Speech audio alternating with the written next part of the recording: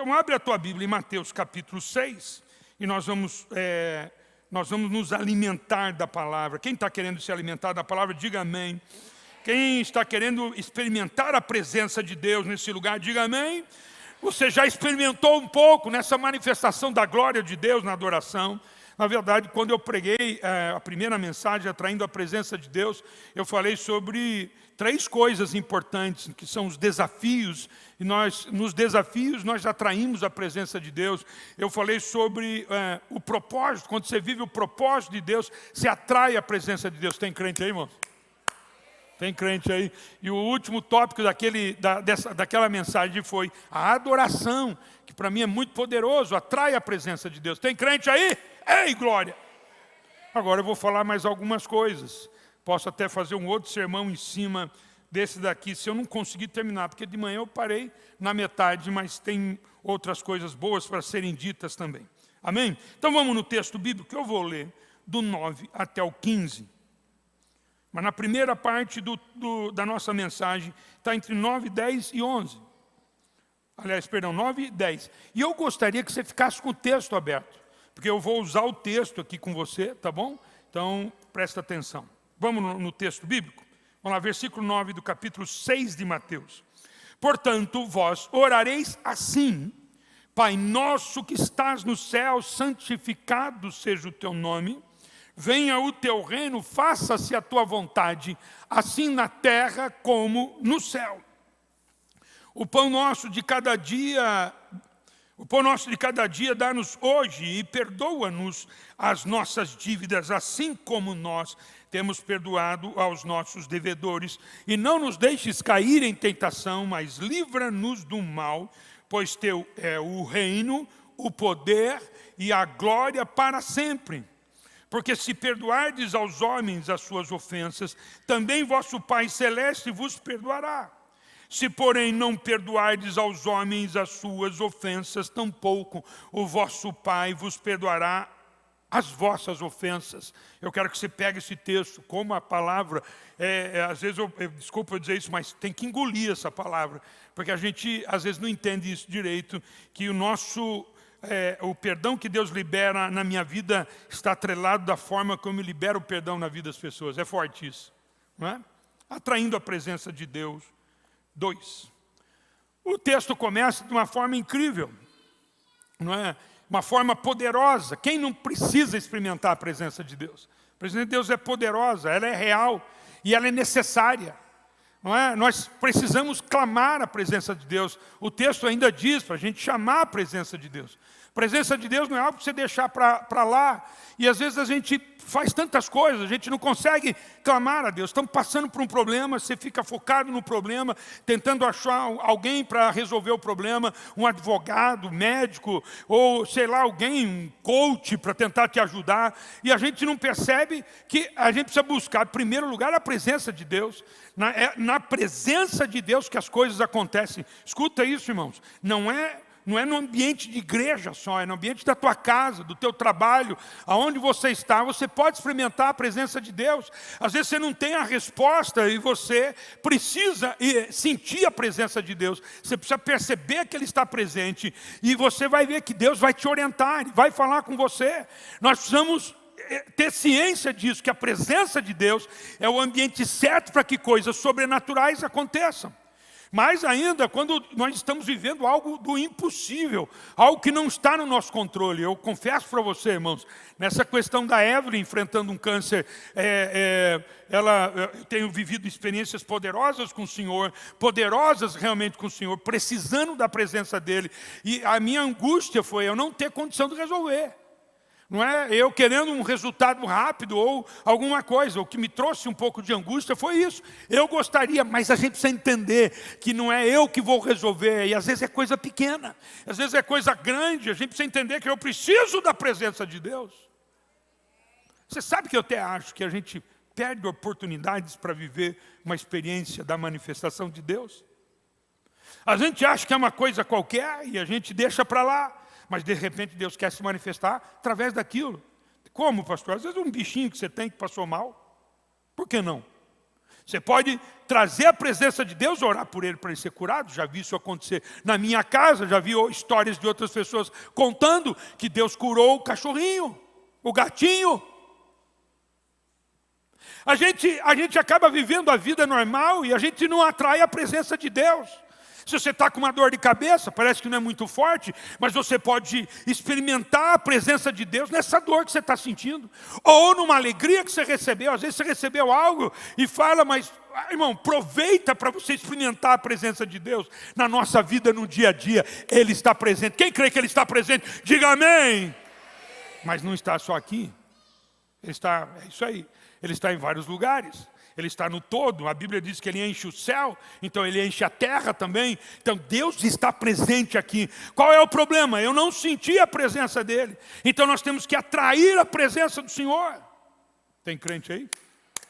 Precisamos atrair a presença dEle no nosso ambiente, naquilo que nós estamos vivendo. Às vezes um problema em casa atrai a presença de Deus. Se deu mal com alguém, ou você teve um problema com um parente seu, um parental seu, então atrai a presença de Deus.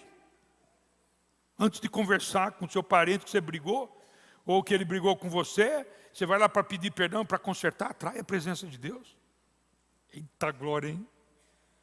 Pensou, se você faz isso, você chega lá e ele sente a presença? Tem alguém me entendendo aí? Tem crente para dizer alguma coisa sobre isso? Diga um amém, diga qualquer coisa, mas diga! Eu estou falando da coisa mais importante que nós precisamos, que na verdade Deus deixou para nós como uma tarefa, atrair a presença de Deus. Esse texto ele é incrível, e ele começa com uma frase que ela é mais do que nós imaginamos. Aliás, uma frase não, uma expressão. Não é uma expressão que o próprio Deus se auto-intitulou. Ele diz assim, Pai Nosso. E a gente não para entender essa expressão, e eu quero que você anote isso com bastante amor no seu coração. Pai Nosso. Para mim isso é muito forte, porque quando eu falo a palavra pai, eu estou dizendo de algo muito forte. Talvez você não tenha tido um pai bom, talvez o seu pai não tenha sido presente, talvez ele tenha sido até um pai muito grosso, ele te abandonou. Muitas pessoas já viveram isso, eu já ouvi casos de um pai que abusou dos filhos, ou da filha, ou do menino. Já vi isso acontecer, e eu sinto muito que você não tenha tido uma figura boa de pai, mas Deus está te dizendo hoje, o Espírito Santo está te dizendo, que você pode viver uma experiência poderosa com alguém que se intitula pai, que é o nosso Deus Pai. Mas a figura paterna é uma figura de segurança, é uma figura de paz, é uma figura que dá alegria para você, que você quer estar junto. Eu não sei você, mas meu pai me deu essa alegria de viver isso. Meu pai era uma pessoa querida, que eu gostaria de estar com ele sempre, porque ele foi uma figura muito presente, embora muito pobre, porque não é a questão de dinheiro, não é a questão do que ele vai te dar, é a questão daquilo que ele é. Então com Deus é a mesma coisa, não é aquilo que Ele vai te dar, é aquilo que Ele é. E você precisa entender que Deus é Pai na sua essência, na sua melhor essência. Ele é Pai. Ele se auto-intitulou, não foi um escritor que fez, não, ele disse, eu sou o Pai. E para mim isso é poderoso e maravilhoso. Tem muita gente que tem dificuldade disso, e eu quero trabalhar com isso com você. Eu não sei se eu consigo encontrar uma outra palavra que fala de Deus tão forte no meu coração como Pai.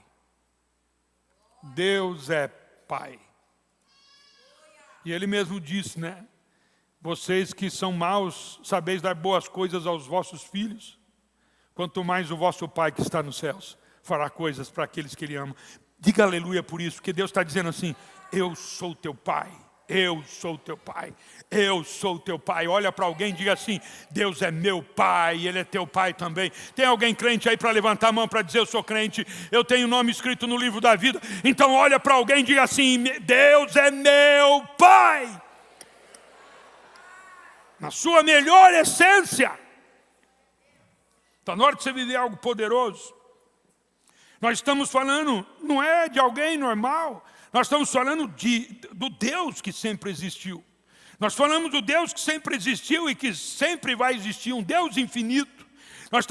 Ele é infinito na sua essência, Ele é soberano, Ele é o todo-poderoso Deus, o Criador dos céus e da terra, do universo, o Criador de todas as coisas, de todos nós, o Altíssimo Senhor. A Bíblia no Velho Testamento intitula Ele como o Senhor dos Exércitos. Lá no Velho Testamento, quando perguntado quem Ele era, Ele disse assim: eu sou o que sou.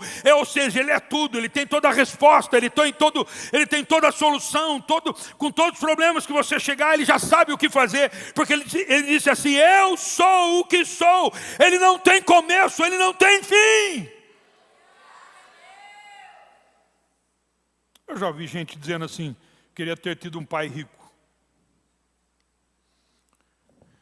Eu quis ter um pai, aliás, eu tive um pai, Armando Pontes, que está melhor do que riqueza. Mas vem cá comigo, você é filho do Deus Altíssimo. Você é filho daquele que criou todas as coisas. Se tudo que você precisar, Ele tem para te dar. Mas tem hora que Ele não te dá, porque Ele é Pai. E Ele sabe a hora que vai chegar. Porque Ele é Pai.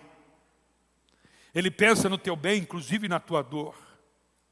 Inclusive no teu problema que você está passando, Deus está pensando em você. Porque Ele é Pai.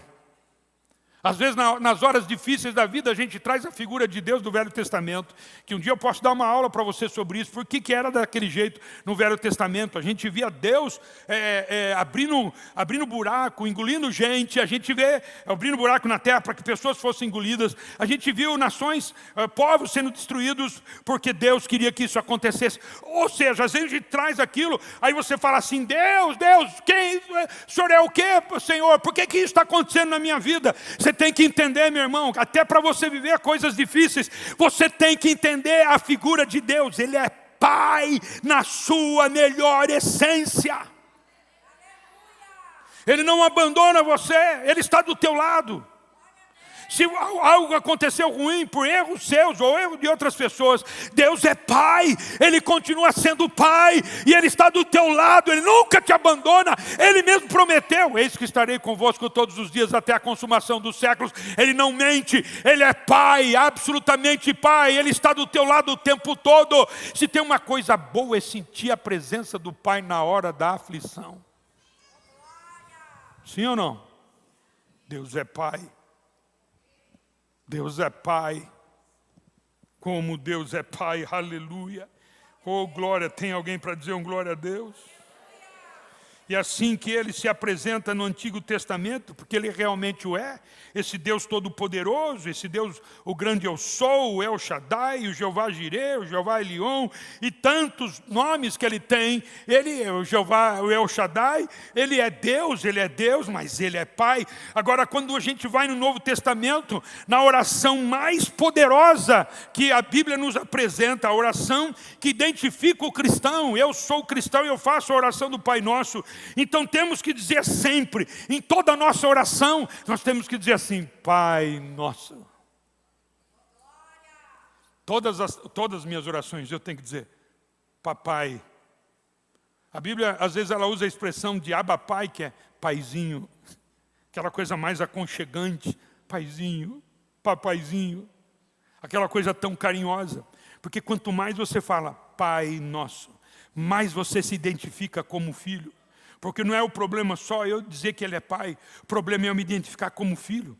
E você sofre muitas coisas, você passa muitas coisas difíceis na sua vida, porque você não está conseguindo se identificar como filho. Então, para você se identificar como filho, você tem que reconhecer Ele como Pai. Então, quando você fala Pai de verdade, a sua identidade vai sendo formada: eu sou filho de Deus. Cuidado, hein, porque eu tenho um Pai todo-poderoso. Eu tenho um Pai todo-poderoso. Eu sou filho de Deus. Tem crente aí, mano? Você quer dizer isso ou não? Põe a mão no peito e diz assim: eu sou filho de Deus. Eu sou filho de Deus, porque Deus é meu Pai. Por que eu não estou te ouvindo? Eu acho que eu estou falando muito. Eu sou filho de Deus e Ele é meu Pai. Aleluia. Você se identifica, aliás, a sua identidade aparece, a identidade de filho de Deus. Quando os discípulos pediram para Jesus, em Lucas 11, primeiro, disse: Senhor, nos dá uma oração que identifique quem nós somos. E eles oraram e Jesus deu a oração Pai Nosso. Quando eu falo Pai Nosso, eu estou dizendo que eu sou filho de Deus. Eu estou dizendo que você é filho de Deus. Aleluia. Olha para alguém que está ao teu lado, diga para ele assim, você é filho de Deus. Eu também sou filho de Deus, mas você é filho de Deus. Diga isso, diga forte isso. Eu sou filho de Deus, mas você também é filho de Deus. Aleluia. Você falou para alguém que você é filho de Deus? Fala, meu irmão. Eu sou filho de Deus. Aleluia. Glória a Deus. Ele se mostra muito próximo de nós, apesar de morar nos céus. Ele é Pai. Apesar de ele morar nos céus, ele é Pai. Às vezes a gente, quando ora, parece que Deus está lá em cima. E às vezes você pensa assim, ele acha que não tem tempo para me ouvir, ou tem muita gente na minha frente, ou muitas coisas para ele resolver. Deus se identifica como Pai na sua pessoalidade. Ele é seu Pai. Diga aleluia.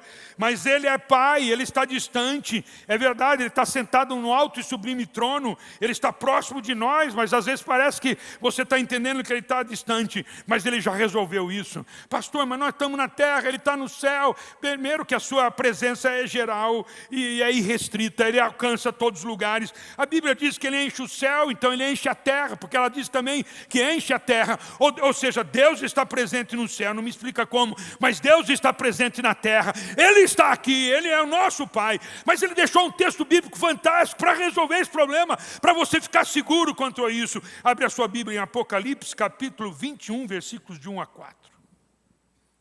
Ele é Pai. Versículo 1 do capítulo 21 de Apocalipse: vi novo céu e nova terra. Pois o primeiro céu e a primeira terra passaram, e o mar já não existe. Diz o versículo 2, vi também a cidade santa, a nova Jerusalém que descia do céu da parte de Deus, ataviada como noiva, adornada para o seu esposo. Presta atenção no versículo 3. Então ouvi grande voz que vinha do trono dizendo, eis o tabernáculo de Deus com os homens. Se você pega essa palavra, você traduz ela. Quando a gente, perdão, quando a gente vê na teologia a palavra tabernaculou, a gente está dizendo assim que nós habitamos com Deus num lugar. Nós estamos, quando a gente fala assim, tabernaculou com Deus, Deus se manifestou, você está com Ele no lugar. Ele está dizendo assim, e eis o tabernáculo de Deus com os homens. Você sabe por quê? Porque o projeto de Deus é pai e filho, filhos. Ou seja, pai e filho estão debaixo do mesmo telhado. Olha que continua. Deus habitará com eles. Você não está feliz, irmão? Eu estou feliz demais. Se você está feliz, dá um glória, porque Deus habitará com nós, com cada um de nós. Diga aleluia. Isso aí não é incrível? Eu acho incrível isso. Aleluia, Deus habitará com eles, continuando, eles serão povos de Deus, e Deus mesmo estará com eles, lhes enxugará dos olhos toda lágrima, e a morte já não existirá, já não haverá luto, nem pranto, nem dor, porque as primeiras coisas já passaram. Ou seja, Deus está esperando para aquele dia, quando o seu projeto, a sua história, o seu plano de salvação de cada um de nós vai ser concluído nos céus de glória. Quem crê nisso, diga aleluia. E nós vamos morar na casa do Pai. Que incrível isso.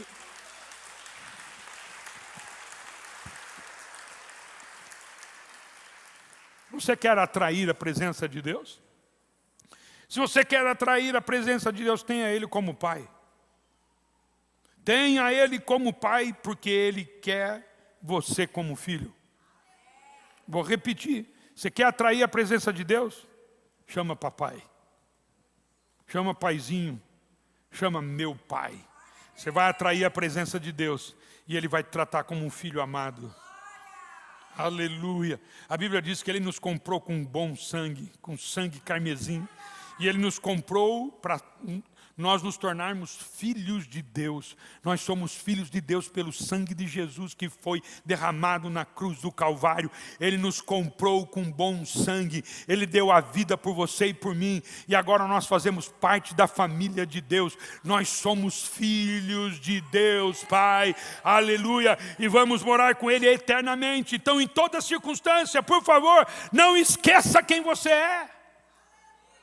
Isso ajuda demais você passar para as coisas difíceis da vida, para as tribulações da vida, mas também para administrar as coisas boas que você tem vivido, aquilo que Deus tem derramado na sua vida, para você não esquecer que você é filho de Deus, para você não esquecer que Deus é teu pai, senão você pega toda aquela herança que Ele te deu, você faz igual o filho pródigo, saiu e gastou toda a sua herança. Ele estava dizendo para o pai assim, ele já sabia, mas ele estava dizendo para o pai assim, não faz isso, não me deixe, mas ele falou, o filho disse para o pai, eu vou embora, eu não quero mais saber do Senhor, eu quero saber só da sua riqueza. Não tem muita gente no cristianismo assim, eu quero só a sua bênção, mas a sua presença não me interessa. Você sabe o que o pai do filho pródigo, porque isso é uma parábola falando da figura paterna e do filho. E às vezes a gente bate a cabeça, faz o que não deve, esquecemos de Deus por alguma decepção. Eu não sei qual era a decepção daquele jovem, ou qual era o interesse dele para uma outra coisa, viver outras experiências. Só sei de uma coisa, que o pai do filho pródigo, ele todos os dias ia para a estrada, ele ficava olhando para a estrada que o filho dele foi embora, ele ficava esperando o filho.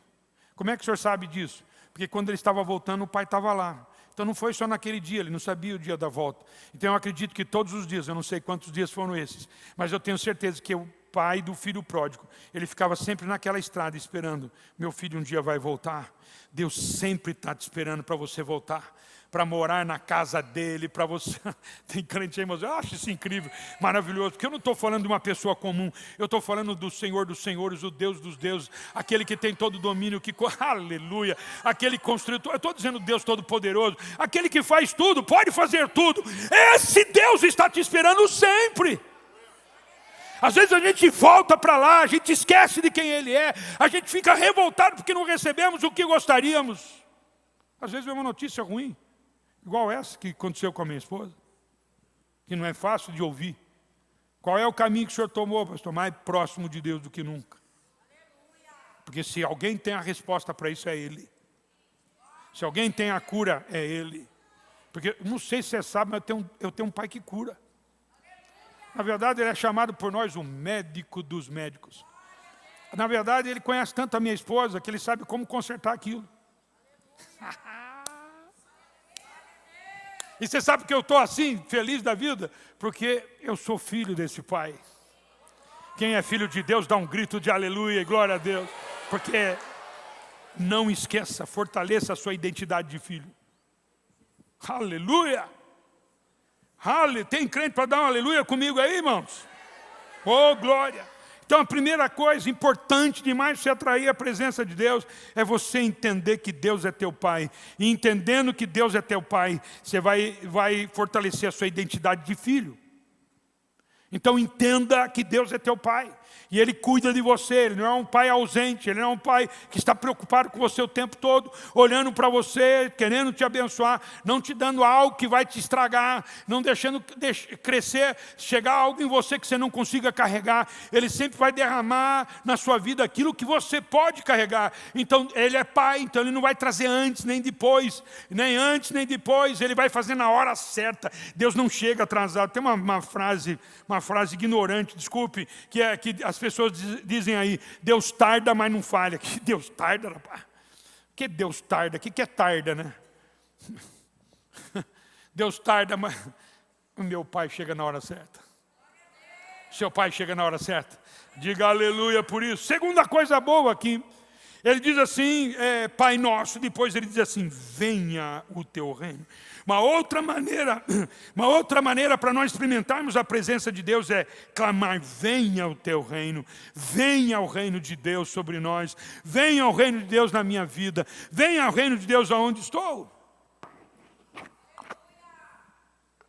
Tem crente aí ou não? Nós temos que atrair a presença de Deus. Mas não esquece o que eu vou dizer.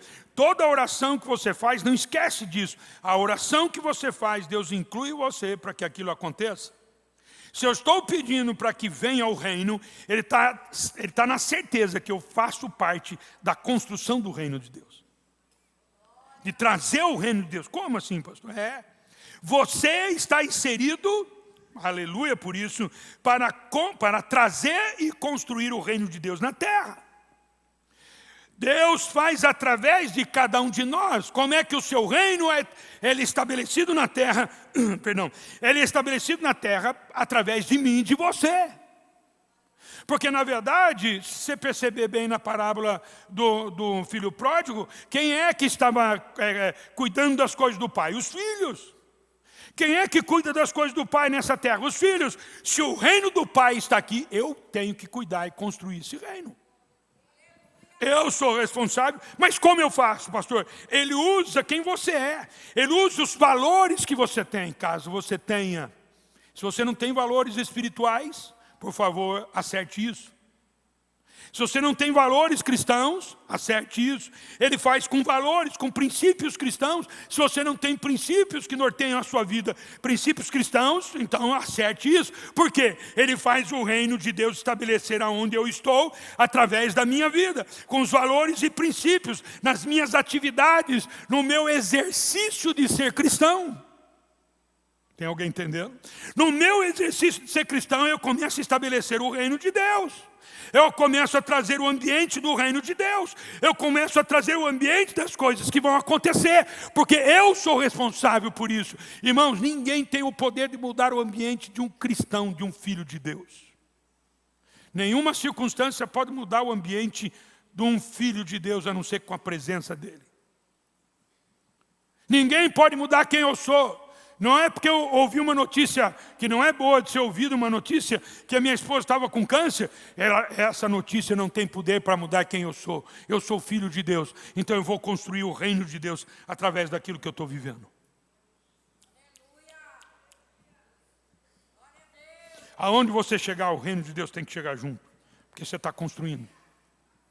Para onde você vai? Feliz aquele que tem um amigo crente de verdade, porque quando esse amigo crente de verdade chega também o reino de Deus. Eu sou filho. Quem é filho, diga amém. Se você é filho, você é responsável para construir o reino de Deus nessa terra. Você é responsável para trazer o ambiente onde a glória de Deus vai se manifestar. Aonde que ela se manifesta? Quando vem o reino. Quando o reino vem, aleluia. Ele não fez uma oração apenas para você orar. Ele fez uma oração para você construir. Olha essa frase que eu tenho para você. Se você está, aliás, outra frase. Ele usa os teus valores. Então escuta a frase. Venha o teu reino, deve ter uma precedência sobre os interesses seus pessoais. Mais importante do que os seus interesses pessoais, é mais importante eu estabelecer o reino de Deus. Tem crente aí ou não? Estabelecer o reino de Deus nessa terra, eu e você. Esta oração é uma petição para Deus reinar nesse lugar, para Deus reinar na sua vida, para Deus reinar na minha vida, e outras pessoas vão ser abençoadas por esse ambiente que eu estou criando.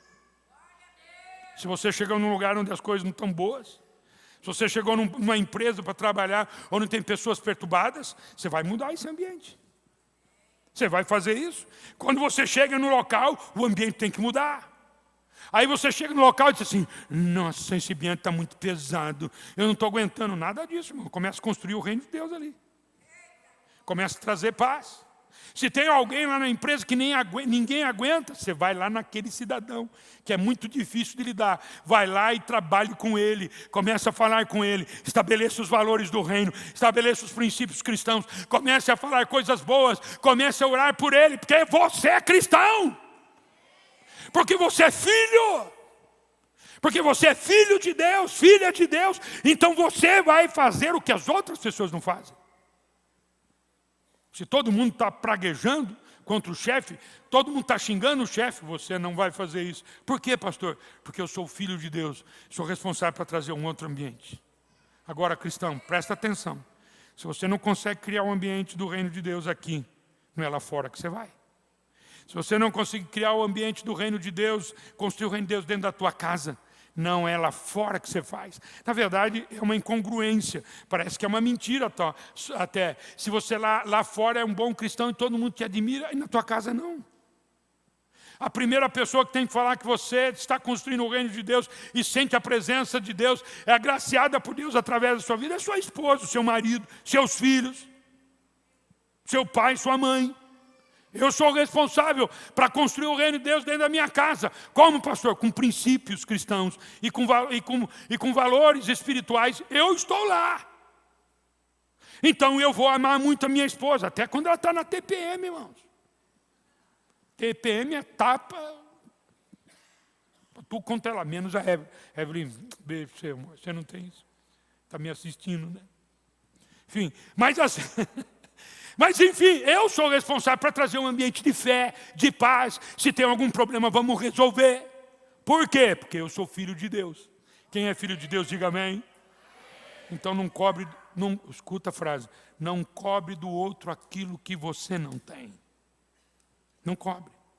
Não cobre de uma outra pessoa aquilo que você não tem. Se você é cristão, você tem que dar. Você tem que expressar isso de verdade, a partir de dentro da tua casa, a partir dos ambientes mais próximos que você tem na sua vida. Venha o teu reino, fixa também um tom claramente escatológico, orientando cada um de nós a proporcionar o tempo do fim. Nós estamos falando do plano de Deus, do reino de Deus. Nós estamos falando de tudo, do começo até o fim. Pastor, mas como eu vou proporcionar, como é que eu vou trabalhar para o tempo do fim? Está na Bíblia, Mateus capítulo 24, versículo 14. 24, 14 diz assim: e será pregado este evangelho do reino por todo o mundo, para testemunho de todas as nações, então virá o fim. O que é que ele está dizendo? Ele está dizendo o seguinte, é exatamente isso, que eu e você somos responsáveis de pregar o evangelho para que venha o fim. Porque a Bíblia diz que o reino, que a palavra tem que ser pregada em todas as nações, em todo o planeta. Aí virá o fim. Quem é que vai pregar o evangelho? Filho. Tem crente aí, irmãos? É filho que vai pregar o evangelho. Quem vai pregar o evangelho? Eu e você. Se você quer a volta de Jesus, prega o evangelho. A tempo e a fora de tempo. Na verdade, você não está interessado muito no evangelho. Olha outro texto que diz, Marcos 13, 10, diz assim: mas é necessário que primeiro o evangelho seja pregado a todas as nações. Esse texto está falando princípios das dores. Quando o autor de Marcos, ele começa a falar sobre isso, as coisas que vão acontecer antes que Cristo volte. Então é uma série de dores que vão acontecer. E ele diz assim, e é necessário que o evangelho seja pregado a todas as nações, e para que venha, para que Cristo venha. Está no pacote da volta de Jesus. Está lá. Então ele está dizendo que eu sou responsável para isso. Qual é a minha missão como filho de Deus? Pregar o evangelho. Tem gente que nem ora para a obra missionária. Você não está interessado nisso. Mas Jesus não falou para eu pregar o evangelho só em Jundiaí. Ou em outras localidades onde nós estamos. Ele pediu para mim pregar o evangelho a todas as nações. Jerusalém, Judeia, Samaria, os confins da terra, a todas as nações. Pastor, mas como é que eu vou pregar? Primeira coisa, se interessando por isso. Segunda coisa, orando pela obra missionária. Se interessando pelo menos em alguma coisa que a igreja faz, que ela poderia fazer muito mais, nós devemos fazer muito mais. Se você entendesse que você faz parte de um grande plano, ele não está dizendo para você que você é responsável para trazer o reino de Deus na terra, e trazer o reino de Deus na terra também é pregar o evangelho a tempo e fora de tempo. E pregar para outras nações. Você vai evangelizar pessoas em outras nações que você nunca vai conhecer nessa terra. Mas quando chegar lá no céu, a pessoa vai chegar para você, foi a tua oferta, foi a tua oração que me fez conhecer Jesus. Tem alguém aí para falar algo para mim? Tem alguém aí, irmãos? Escuta, crente. Contribui para missões. Se você quiser saber, nós temos alguns missionários que nós sustentamos hoje. A igreja deve gastar 20 e poucos mil reais por mês com missões, muito pouco. Nós podíamos fazer 10 vezes mais se todos nós contribuíssemos com uma oferta missionária, uma oferta para levar o evangelho para outras nações. Pastor, mas tem gente lá perto, irmãos, Há uma necessidade enorme de pregação do Evangelho em lugares onde o Evangelho não pode entrar. Em lugares onde o Evangelho é muito pequeno, muito pouco, como no Iraque, como no Oriente Médio, como um todo. A gente precisa pregar o Evangelho. A gente não pode terceirar para um outro filho. A gente tem que, como filho de Deus, pregar o Evangelho. Tem alguém me entendendo aí? Diga amém. É minha e sua. Se você tem a identidade de filho, você é aquele que contribui para que o Evangelho avance. Vem o teu reino está relacionado à evangelização mundial. A evangelização. Não precisa cobrar do irmão que você não faz, não. Não precisa falar para ninguém. Mas coloque isso no teu coração, na tua conta. Você precisa pensar em missões. Você precisa investir em missões. Tem crente aí, irmãos?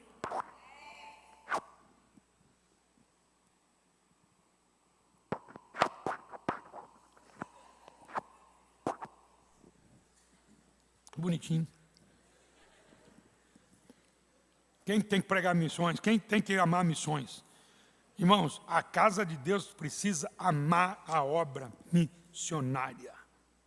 Hoje nós temos parceria com algumas agências missionárias e nós contribuímos. Então, todos nós precisamos pensar na obra missionária. Você sabe de uma coisa? Falei isso de manhã, uma inspiração, né? E eu ouvi, na verdade, eu ouvi isso lá em Cuiabá. A gente faz no final do culto aquela oração bonita, né? Que você gosta. Sabe aquela oração que o sacerdote faz no final do culto? Que a graça do Senhor Jesus. Também gosto dela. Você gosta ou não? Quem gosta, diga amém. Está ele falando assim, que a graça do Senhor Jesus, que o amor de Deus Pai, a consolação do Espírito Santo, seja com todos vocês, em nome de Jesus, amém. Bonito, né? A gente deve fazer diferente. Você lembra disso, Jessé? A gente deve falar diferente. Você deve falar, eu devo fazer isso diferente. Vou falar assim, Senhor Jesus, agora estou enviando esse povo para a obra missionária. Para a evangelização. Que nessa semana eles ganhem muitas pessoas para Jesus. Usa a boca dele. Usa, Pai, o testemunho dele para ele pregar o evangelho a toda a criatura. Todas as pessoas que chegarem perto dele, que ele pregue o evangelho. Você não vai sair daqui com essa oração só. Você vai sair daqui imbuído para pregar o Evangelho. Oh, glória! Glória a Deus e aleluia. Tem crente aí, irmãos? Mas depois vem uma outra expressão, que ele diz assim, faça-se a tua vontade. A oração é uma necessidade vital para a nossa vida espiritual. Jesus ensina que nosso relacionamento com Deus é o fundamento, fundamento de nossa vida de oração. Pois devemos nos aproximar do Pai, como Deus Pai, através da oração. A oração não tem o propósito que a vontade do homem seja feita no céu. E se você perceber bem, a gente gasta 95%.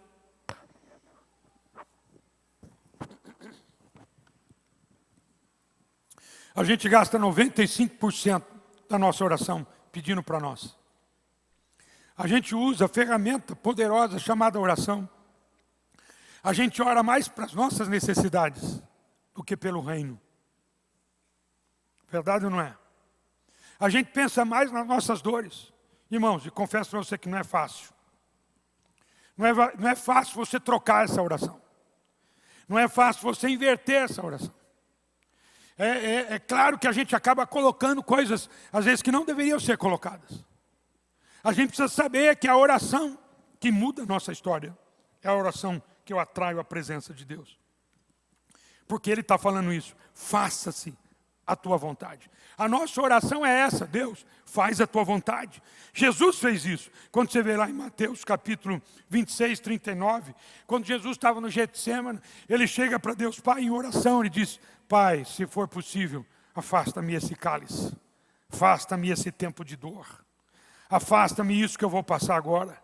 Mas depois, na conclusão da oração dele, ele fez assim, mas que não seja feita a minha vontade, mas a tua vontade. Você acha que é fácil você orar para que a vontade de Deus seja feita? É difícil, é complicado, dói, mas é a melhor oração que você pode fazer. Nisso que eu estou vivendo com a Evelyn, eu fiz essa oração. Eu fiz essa oração. Não é uma oração fácil, é uma oração difícil, mas eu fiz. Senhor, que a tua vontade seja feita. A minha é que a Evelyn fique comigo o resto da vida. Porque eu amo muito aquela mulher. É a pessoa que eu mais amo na face da terra. É minha esposa. Eu amo de verdade. Eu vou contar só uma experiência, só uma. Tem outra, que eu vou contar só depois do milagre. Porque eu creio no milagre. Quem crê no milagre? Isso não é fácil que eu vou contar, que nós vivemos. Teve uma outra experiência antes. Mas um mês antes da gente saber que a Evelyn estava com câncer.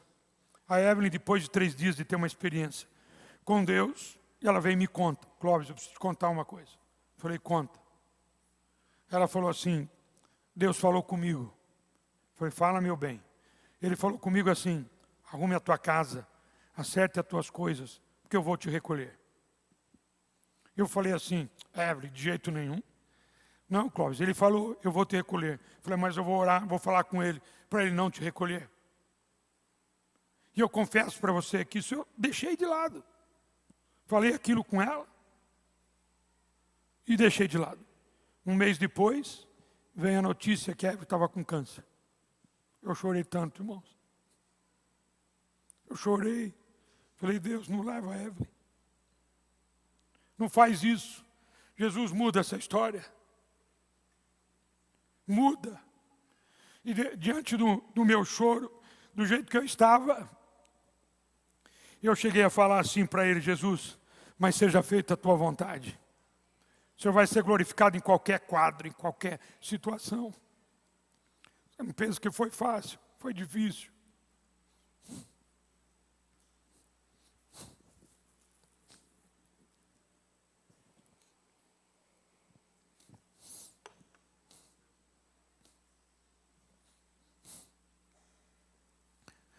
Eu continuo orando para ela não morrer. Eu continuo orando por isso. Mas você acha que é fácil? Falar, Jesus, faz a tua vontade. Porque a vontade do Pai é a melhor. Se Ele não te deu o que você quer, é porque a vontade dEle é melhor. Se Ele não fez aquilo que você pediu, é porque a vontade dEle é melhor. Jesus ensinou a oração mais poderosa. Faça-se a tua vontade, assim na terra como no céu. No céu a vontade de Deus é estabelecida. Ele está dizendo na terra a vontade de Deus precisa ser estabelecida. Porque a vontade de Deus é boa, perfeita e agradável. Tem crente aí? Tem crente aí? Preste atenção. Orar é pedir que Deus nos use para realizar aquilo que Ele deseja. De modo que o seu nome seja glorificado, seu reino expandido e fortalecido, e sua vontade seja feita. Nós fomos chamados para orar para que a vontade de Deus se estabeleça na terra. Também, sim. Se a vontade de Deus é que todos se salvam, eu preciso trabalhar para que as pessoas conheçam a Jesus, que a vontade dele seja feita. Aconteça o que acontecer, o nome deles tem que ser glorificado e o reino de Deus tem que se expandir. Porque eu e você somos filhos de Deus. Não há maior oração que se possa oferecer. E nós devemos torná-la pessoal. É minha, é sua. Tem muitas vezes que Deus fala uma palavra para alguém, olha, Deus vai fazer isso, isso, isso na sua vida. Deus vai fazer isso, isso na igreja. Quando ele fala assim, Deus vai fazer isso, isso na igreja, ele está dizendo que é a vontade dele. Mas significa que vai acontecer? Não. Por quê, pastor? Porque depende de mim e de você. Se Deus quer usar a casa de Deus para que evangelize outras nações, Ele precisa de mim e de você. Alguém está entendendo? Sim ou não? Alguém está entendendo? Se Ele falou que Ele quer fazer algo na tua vida, Ele depende de como você vai agir e reagir. Faça-se a tua vontade. Ele está dizendo, você e eu vamos ser, pega isso, irmão. Você e eu vamos ser ferramentas para que a vontade de Deus se estabeleça nessa terra. Tem crente aí ou não? Tem crente? Eu e você. Quem crê na obra missionária, levanta a mão e diga aleluia. Ele não depende só de outros cristãos. Ele depende de você. Ele depende de mim. Não terceirize aquilo que é sua responsabilidade. Faça-se a tua vontade. Assim na terra como no céu. Eu e você somos responsáveis para atrair a presença de Deus, fazendo a vontade de Deus nessa terra. Tem crente aí? Então escuta a frase. Não reclame da falta daquilo que você não atrai.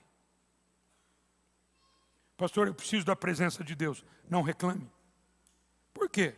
Porque você é instrumento para que a vontade de Deus seja feita na terra. Então pensa bem nas tuas decisões, nas palavras que você fala, nas decisões que você toma. Será que é a vontade de Deus? Você já perguntou para Ele? Você já falou com Ele? Você já orou, pediu para Deus isso? Talvez você deve estar falando assim, pastor, mas Jesus não andava com pecadores também? Ele não estava perto de pecadores? Sim, ele andava com pecadores. Uma coisa é ele andar com pecadores, a outra coisa é atrair a presença dele.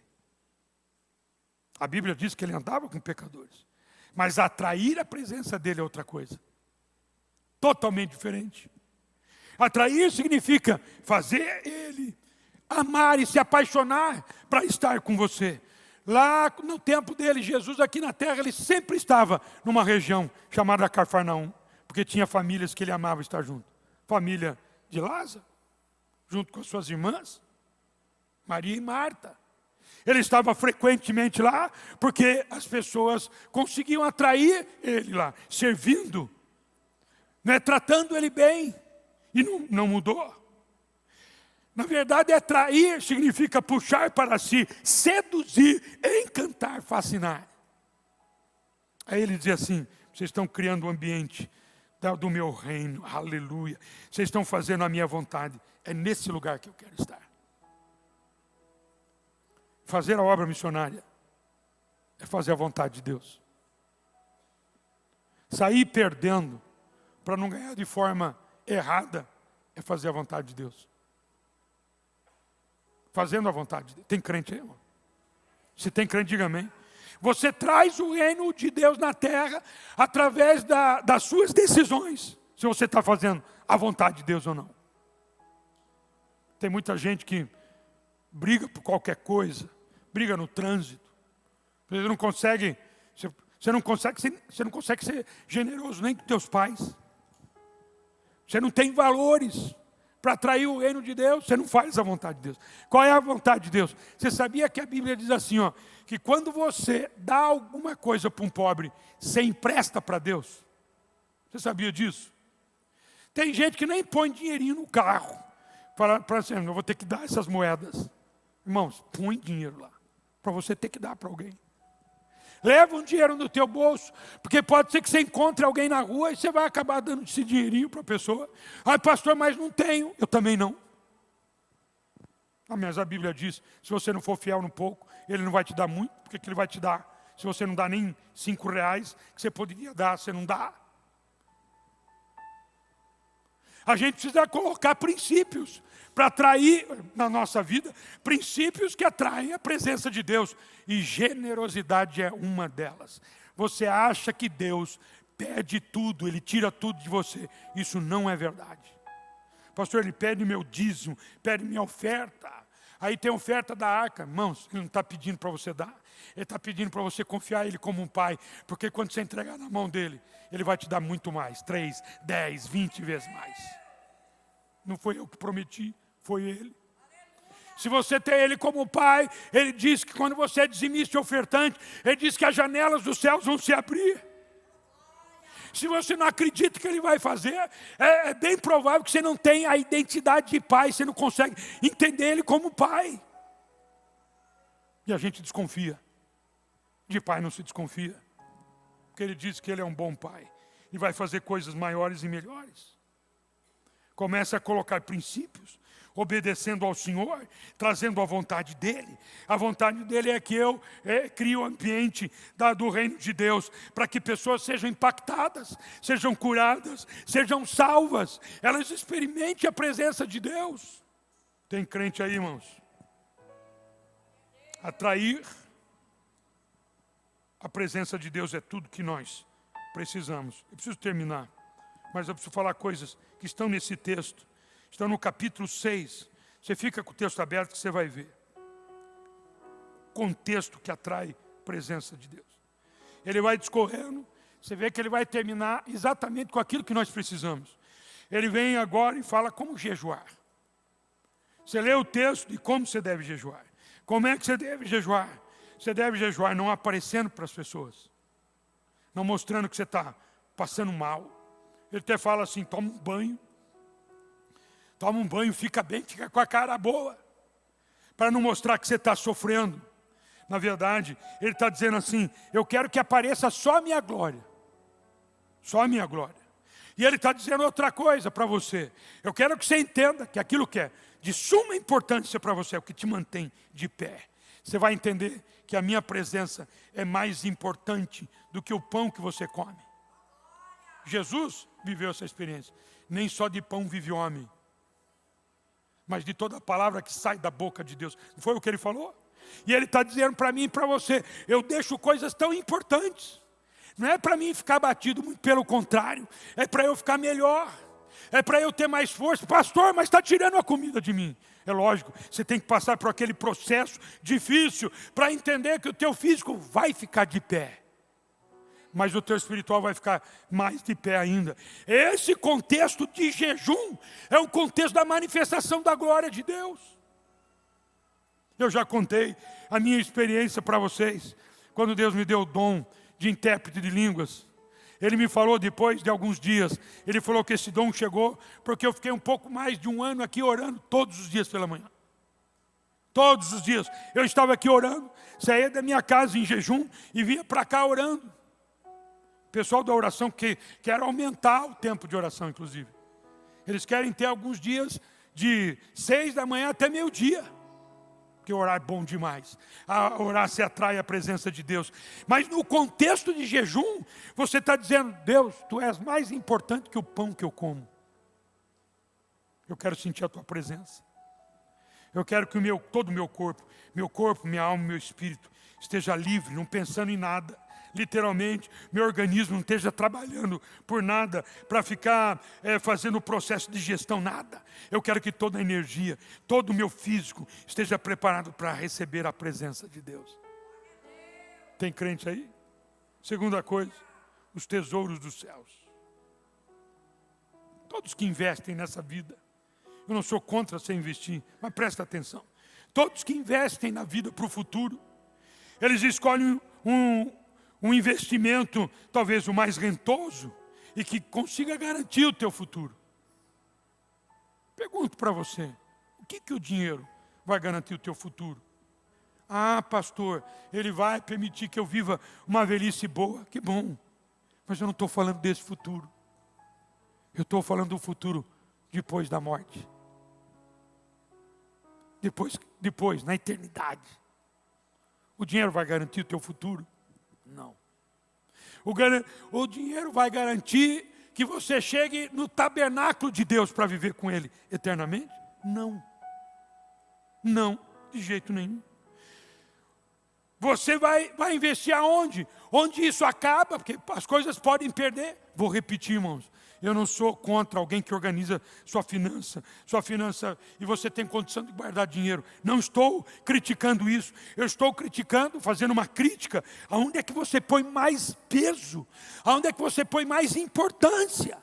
Se é guardar dinheiro na terra ou se é guardar valores nos céus. Se é guardar nessa terra ou é para guardar no lugar onde a traça não corrói, o ladrão não rouba. Onde não enferruja, a traça não enferruja. Diga aleluia por isso. Aqui acaba, aqui isso é roubado, aqui as coisas acontecem. Jesus advertiu sobre a loucura de juntar tesouros na terra. Presta atenção na frase. Deus não se manifesta quando Ele não está literalmente em primeiro lugar. E quando Ele está em primeiro lugar, quando coloca inclusive o teu futuro em xeque. Quando você coloca a esperança do seu amanhã em Deus ou naquilo que você está guardando. Ou em Deus ou naquilo que você está tendo. Tem crente aí, irmão? Tem crente aí? Pastor, o senhor não é a favor de guardar? Sou a favor. O que eu não sou a favor é fazer uma coisa horrível, onde você coloca sua segurança em dinheiro no futuro, mais do que a sua segurança eterna. A Bíblia tem a teologia da libertação, que é a teologia que para você ganhar bastante dinheiro. Ela está lá, ele diz que Ele te abençoa. Como é que Ele te abençoa? Quando você cuida do reino. Quando Ele é mais importante para você. Deus nunca falhou com a minha vida. Nunca. Muito pelo contrário. Em momentos tão difíceis, financeiros, eu estava dando ofertas altas, porque Ele é o meu sustento. Diga aleluia por isso. Tudo pode ser destruído ou perdido, mas aquilo que você deposita no céu, jamais será perdido. A Bíblia diz assim, uma outra coisa importante. Ela diz assim, onde estiver o vosso tesouro, aí também estará o teu coração. Escuta, crente, talvez ele falou sobre esse tema, nesse texto tão importante por causa disso. Porque o problema não é o que você tem, o problema é onde está o teu coração. Se o teu coração está no que você tem, ou se o seu coração está em Deus. E Deus se manifesta onde no seu coração, Deus está literalmente em primeiro lugar. Então escuta a frase, o nosso dinheiro se encaminha para onde o nosso coração se encaminha. O nosso dinheiro, ele vai na direção que o nosso coração está indo. Tem crente aí ou não? Quem acredita na promessa da palavra de Deus, que Ele diz, se você for dizimista, Ele vai abrir as janelas dos céus e vai derramar sobre você bênçãos sem medida. Quem crê nisso de verdade, diga amém. Se você crê nisso de verdade, é provável que você sabe que Deus é teu Pai. Então por que alguns, ou talvez até você que levantou a mão, de vez em quando você duvida disso? Você tem que perceber para onde está indo o teu coração. Porque o caminho, o dinheiro está indo para lá também. O nosso dinheiro se encaminha para onde o nosso coração se encaminha. Feche os teus olhos. Só tem mais uma coisa para eu falar. Vê qual é a direção do teu coração.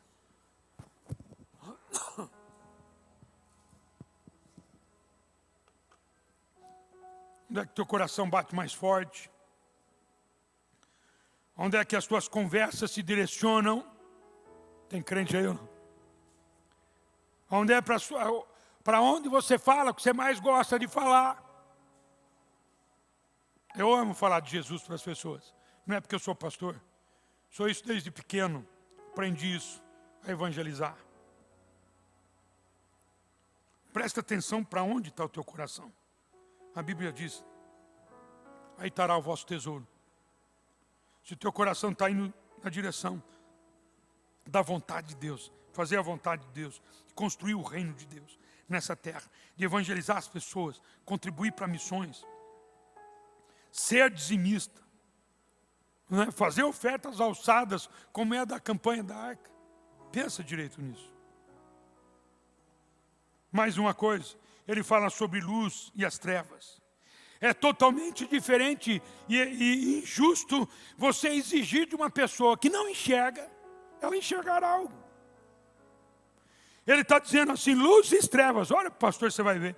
Ele está falando de luz e trevas. É impossível você pegar qualquer tipo de objeto, entregar uma pessoa que não enxerga e exigir dela que ela saiba literalmente do formato, saiba da estrutura ou da textura, saiba a cor, saiba se é de vidro, saiba se é transparente ou não. Você não consegue isso. O que o texto está dizendo? Que ele não vai cobrar de quem não sabe, ele vai cobrar de quem sabe. Ele cobra de quem tem luz. Ele está dizendo, se você tem luz e não consegue ver, quão grandes são as tuas trevas.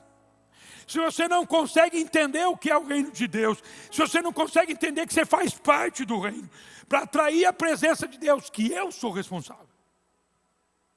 Às vezes a gente vem para a igreja, a gente apenas senta num ambiente de culto, vai embora para casa, dá um dízimo e diz, fiz tudo o que eu tinha que fazer. Não, irmãos. Na verdade, nós vivemos mais o cristianismo fora desse ambiente do que dentro. Aqui a gente celebra ser cristãos. Lá fora, nós vivemos como cristãos. E fazemos as nossas escolhas como um bom filho de Deus. Escolhendo o que eu estou vendo, escolhendo o que eu estou ouvindo, escolhendo o que eu vou falar, escolhendo as decisões que eu vou tomar, escolhendo qual é a decisão mais correta, ainda que pareça ser mais prejudicial para si mesmo. Ele está dizendo, como é que você vai viver isso? Não dá para exigir de uma outra pessoa. A gente critica a outra pessoa. Olha o que o fulano fez. Olha o político que roubou. Ele não tem luz. Agora, se a luz que você tem são trevas, que ainda que você tenha luz, você começa a tomar decisões equivocadas, Deus está dizendo quão grandes são as suas trevas. Que você poderia estar enxergando, mas não enxerga. O que Jesus está dizendo é que somente unidos ao plano de Deus, né, com o coração puro, de fazer da melhor forma, e manter o seu interior cheio da presença de Deus, é que nós vamos atrair Deus na nossa vida, nós vamos tomar as decisões corretas, nós vamos pensar de forma correta.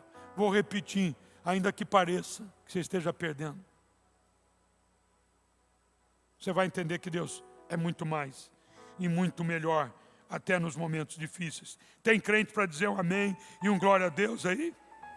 Para terminar, os dois senhores. Os dois senhores. Deus reivindica total lealdade. O discípulo não pode dividir a sua lealdade entre Deus e a sua posse, e aquilo que você tem de forma alguma. Quem pega a palavra mamon, que está no texto bíblico, é uma palavra aramaica, que significa dinheiro, ou significa riqueza. Deus só coloca isso. Não coloque dois senhores. A riqueza não tem poder para dominar um filho de Deus. Num instante, num tempo, aquele filho pródigo, ele foi conduzido pela riqueza. Ele começou a olhar tudo que o pai tinha e ele falou, eu quero a minha herança.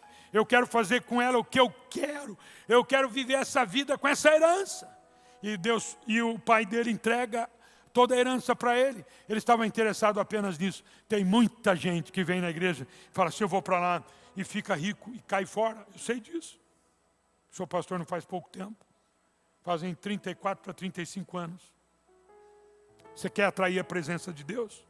Sirva apenas um Senhor. O Senhor da nossa vida. O Pai de cada um de nós. Tem crente aí?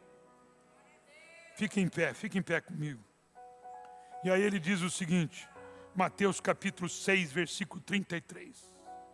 Buscai, pois, em primeiro lugar o seu reino e a sua justiça, e todas estas coisas vos serão acrescentadas. Ele está garantindo. O meu Pai está garantindo. Busque primeiro o reino. Busque primeiro Ele. Faça aquilo que é de cristão, que identifica você como filho. Fale palavras, ainda que você tenha ouvido palavras duras. Você não vence o mal com o mal, você vence o mal com o bem. Se alguém foi ruim com você no trânsito, dê espaço para ele entrar, para ele passar na frente. Porque você é cristão. Você está construindo o ambiente do reino. Se o teu cônjuge brigou com você injustamente, não tem problema. A Bíblia diz assim, aquele que é humilhado será exaltado. Tem crente aí, irmãos? Viva os princípios cristãos. Viva os valores divinos. Viva, irmãos. Atrai a presença de Deus. Servindo só ao Senhor. Sempre atraindo e tendo a luz do Espírito Santo. Aleluia. Escolhendo acumular tesouros nos céus. Jejuando, atraindo a presença dEle na nossa vida, fazendo a vontade dEle, aleluia, atraindo, meu irmão, o reino de Deus nessa terra, e com certeza, dizendo em mais alto e bom som, que Deus é nosso Pai. Feche teus olhos. Feche os teus olhos. Aleluia. Saiba que Deus está nesse lugar. Você sabia que Ele está aqui? Ele está aqui. Você tem muita coisa para pensar do que você ouviu. Tem muita coisa para você fazer daquilo que você ouviu. Mas é palavra de Deus para você. Acredita, crente? Palavra de Deus para você. Para você mudar quem você é. Para a sua identidade de filho ser fortalecida. Você se sentir filho de Deus de verdade. Você vai experimentar coisas sobrenaturais. Porque você vai buscar o reino do Pai e a sua justiça. Você vai experimentar todas as coisas sendo resolvidas. Todas as coisas sendo acrescentadas. Que todas as coisas Ele está dizendo. Ele está falando sobre a ansiedade da vida. Que a gente precisa conquistar. Que a gente precisa ter. Eu preciso disso, daquilo. Ele está dizendo, calma, acalma-te. Porque eu sou a resposta para tudo que você precisa. Ele diz, só você precisa buscar primeiro o meu reino e a sua justiça. E as demais coisas vão ser acrescentadas na sua vida. Acredite nisso, irmãos. Vou perguntar de novo. Quem é filho de Deus, levanta a mão. Dá um aleluia de verdade. De crente aí. Dá um aleluia. Então busque o reino. Busque o reino. Busque o reino. Coloque em primeiro lugar. Cheguei numa empresa. Eu cheguei para que o reino seja estabelecido. Um vizinho novo se mudou do meu lado. Eu vou ajudá-lo a entender que o reino de Deus está estabelecido. Você vai ser o melhor vizinho que ele já teve na vida. Tem crente aí ou não? Eita glória, você vai trazer o reino de Deus dentro da tua casa. Você vai começar a trabalhar por isso. Você vai começar a envolver a sua família nesse ambiente. Nós vamos trazer o reino de Deus aqui na terra. Nós vamos viver como cristãos verdadeiros, como família. Como família. Há anos atrás, muitos anos atrás, eu e o pastor Maurício fomos na casa de uma família da igreja que estavam em briga. Era um condomínio com muitos apartamentos. E quando eu cheguei lá, 3 horas da manhã, junto com o pastor Maurício, veio um vizinho e falou, viu, eles são da sua igreja? Eu falei, são, mas brigam, hein? Faz um escândalo aqui. E eu fiquei com vergonha. Fiquei com vergonha. Irmãos, fiquei com vergonha. Porque cristão, ele tem que dar exemplo. Tem crente aí ou não? Tem que dar exemplo. Não é que tem de obrigação. Escuta. Não é que tem por obrigação. É que tem por identidade. Tem alguém entendendo aí? Não é que você tem que fazer. Aí eu tenho obrigações. Não, eu sou filho, eu faço naturalmente. Eu faço isso natural. Porque eu sou filho, o reino é do meu pai, eu quero cuidar do reino. Se o reino é do meu pai, eu vou fazer o melhor, porque ele é meu pai. Se você tem certeza que você é filho, você vai trabalhar para que o reino dele cresça nessa terra. Tem alguém entendendo aí? Você vai ver, vai experimentar coisas sobrenaturais. Tem alguém para levantar as mãos comigo?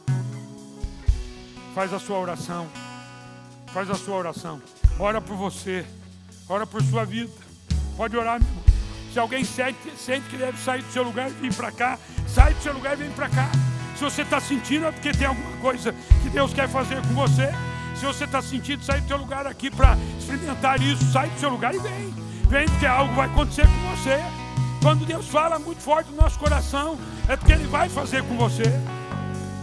Ele vai te tirar do seu lugar e vai te colocar no outro. Ele vai fazer coisas sobrenaturais. Aleluia. Sai do teu lugar e vem.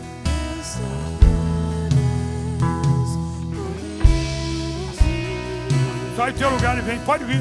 Se você sente, vem. Tu és santo. Tu és santo, Pai. Santo é o Senhor Deus poderoso. Digno de louvor, digno de louvor, tu és santo, Pai. santo,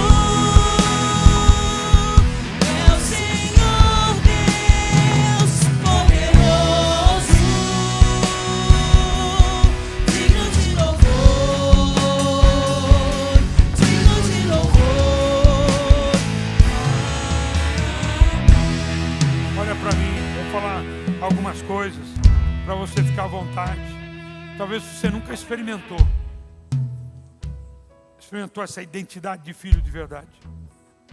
Você não consegue entender Deus como pai, porque talvez você foi violentado, violentada.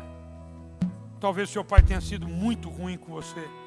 Eu já atendi várias mulheres, atendi homens também, que tiveram uma figura paterna muito ruim. E aí você começa a ter dificuldade para entender Deus como pai. Na hora que você achar que você deve vir para cá, vem. Sem pressa, porque eu quero orar por você. Talvez você, durante a tua vida, você não experimentou ainda. Você fala com Deus, mas fala com Deus como um Deus que está sentado lá no trono dele, nem pensa em mim direito. Você está passando por muitas dificuldades, é bem provável que o pai está falando com você. Você lembra do filho pródigo? Quando ele ficou distante do seu pai, o que é que começou a acontecer com ele? Perder tudo. Ele estava com dificuldades. Ele começou a ter vergonha. Tanto que quando ele falou da volta, ele falou assim: eu vou falar para o meu pai, me trate como um dos seus trabalhadores. Ele estava dizendo assim: eu não preciso mais ser filho. Ele estava tão mal que ele já não conseguia entender ele como filho. Não é? Ele não conseguia entender o pai dele como pai, mas como patrão e chefe. Às vezes para você Deus é patrão. Às vezes ele é alguém que vai exigir muito de você.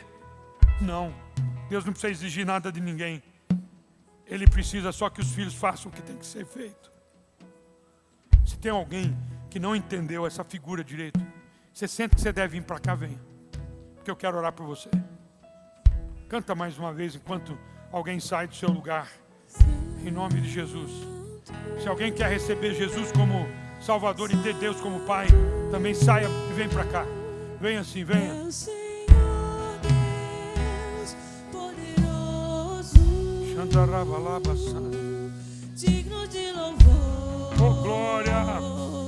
Digno de louvor. Vem aqui para ser filho, Tu és santo, para entender Deus como Pai. santo.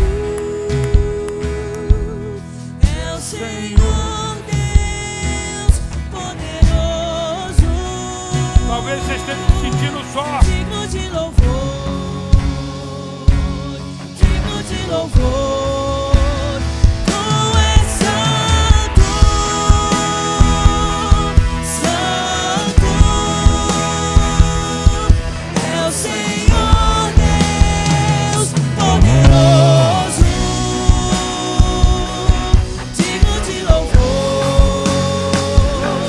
digno de louvor. Tu és santo, Tu és santo, sim. santo. Tu és santo, aleluia. É o Senhor Deus poderoso, digno de louvor,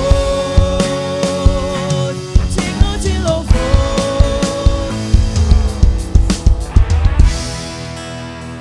Glória. Levante as suas mãos se você quiser, mais alto que você puder. Quero orar por você. Eu sei que tem alguém que deveria ter saído do seu lugar, mas não quis por alguma razão, e eu te respeito. Vou orar por você. Se você está se sentindo sozinho, Deus não quer isso com você, Ele quer que você sinta a presença do Pai. Quero orar por você, que talvez esteja doente, essa doença que não sai, não acaba logo. Quero orar por você, porque Deus é Pai. Ele é Pai. Ele quer o bem de você. Tem crente aí, irmãos? Ele quer o seu bem. Que lindo isso. Deus Pai quer o meu bem. Ele quer o teu bem. Aleluia. Tem mais alguém que precisa sair do seu lugar.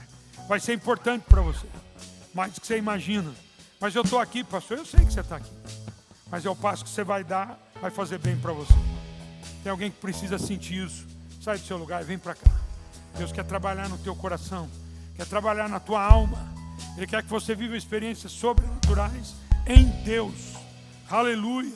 Ele quer se aparecer para você como Pai, o Deus que faz coisas sobrenaturais.